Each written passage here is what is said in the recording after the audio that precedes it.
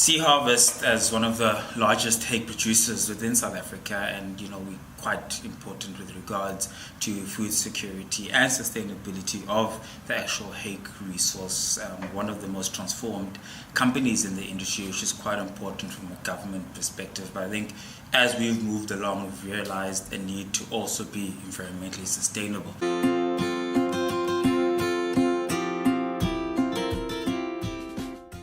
It was quite important for us to be able to find solutions to issues or problems that we had. And I think specifically dealing with the project that we had, with the inability to recycle a certain material, which was a big waste producer within our company, led us down that avenue, led us down the channel of working with our value chain. I think at the top end of the chain, so to speak, with regards to our sustainable procurement when it comes to marine resources, we have been working with our value chain and suppliers to addressing sustainability concerns with regards to resources from other parts of the world that we bring in. So I think it was quite important, and it was, even though those two processes were independent of each other, it was quite important, and we actually had the ability and I guess the know-how to be able to engage with our stakeholders, which allowed us to be able to work with the value chain from a waste disposal perspective.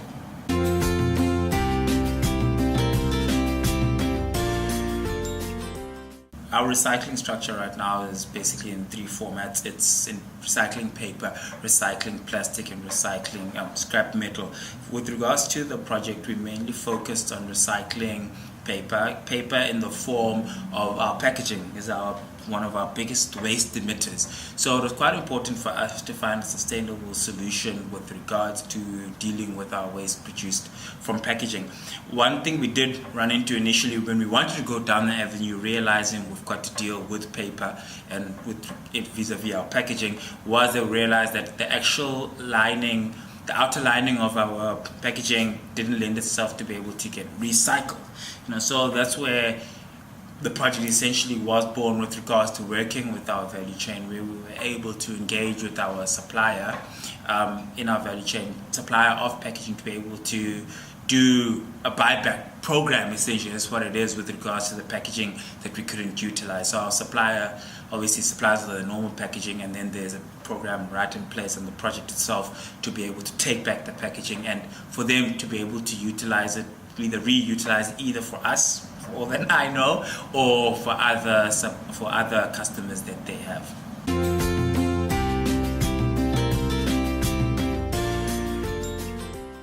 Probably more importantly was the mental and mind shift that we had towards sustainability, and the realization within the company that why sustainability is important and how you can actually impact positively on the environment. I think for me that angle is probably 20, 30 times more valuable than the actual monetary aspect that I can say to you, this is what we made off of the project. Get people excited about changing the way they do things. I think it's quite important that we took the people on the journey, because you'll never get buy-in in probably any organization where you dictate things to people. But when you take people along and you hold their hands, say, guys, we're doing this because of this and it will lead to this, they sort of then also come up with solutions for you that you didn't have. So as I said, it's a mental shift, and the more and more buy-in we'll get, and how we can see we're getting buy-in is when more and more people knock at our door and say, guys, the project is finished, what else can we do?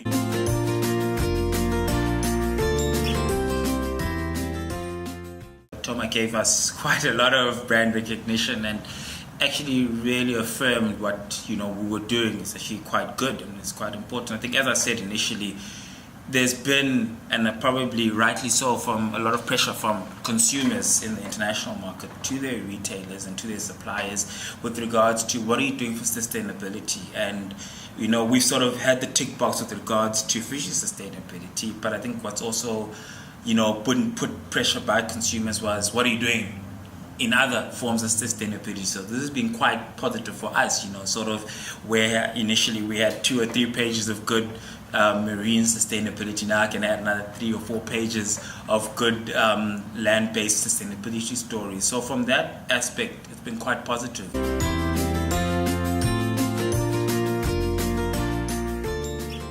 There's a misconception when it comes to sustainability that it's gonna, it's gonna cost, or it's the affordability aspect of sustainability. I think, to be totally honest, turns a lot of people off of it, and people don't want to go down the journey of sustainability. But I think the word itself is quite encompassing in saying sustainability, that it actually has a 9 times out of 10 and has a positive impact on the sustainability of your overall business. You don't have to look at sustainability from a negative connotation as being, an issue that you need to be rich. You don't need to spend money, and you can actually make money from it. It's just about getting the practices in place and actually changing the behaviors, which will then, at the end of the day, could possibly give you rewards from a financial perspective.